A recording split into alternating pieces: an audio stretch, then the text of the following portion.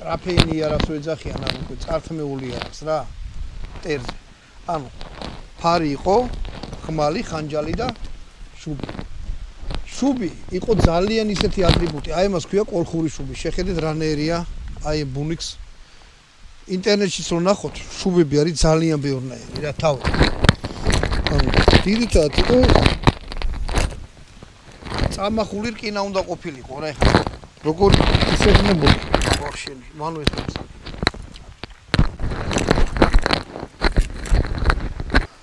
ანუ შუბი იყო აუცილებელი ატრიბუტი, მოკლე შუბი, ეს გრძელი შუბებიც იყო რა, მოკლე შუბი.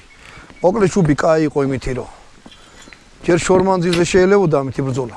ცგერება და სროლას, ანუ ახლო მისულ მტერს ჯერ ამას ესროდნენ და მერე უკვე შედიოდნენ ბრძოლაში, იმიტომ რომ შუბი არის კარგი შორი მანძილიდან, ახლო მანძილიდან უკვე თუ ადამიანი აი ესეთ აი აქ სადაც ახლო მოვიდა უკვე ამ შუბს აზრი ეკარგება, იქცევა ჯოხი. ანუ პირველი სროლა რო ჩაეტარებინათ, აი მაგისთვის იყო შუბი, იყო შუბი დაქონდა თან ყველაზე ადვილი გასაკეთებელი იყო აი შეხედეთ მარტო ბუნიკი აქვს, რკინის დანარჩენი იყო ჩვეულებრივი. სწორი ჯოხი, ამ წიმამ ხო შემჭამა ამას. და კვერთხი. კვერთხი იყო აი ძალიან ბევრნაირი, 1000-ნაირი კვერთხი იყო, სხვადასხვანაირი კბილები ქონდა, ნუ ჩათვალეთ რომ კომბალი იყო.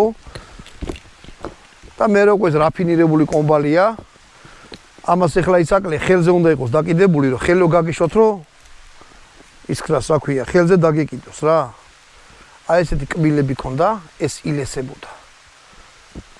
და ესეც მუშაობდა, ანუ შეხედეთ 4 მხარეს აქ ესენი კბილები.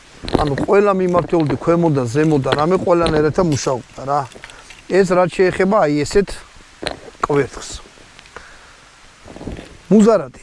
ეხლა ეს უფრო მგონი სპარსული მუზარადია რა, იმიტომ რომ აქ ფრთები აკლია, აი ამაში ორი ფრთაგერდებოდა, ანუ სილამაზის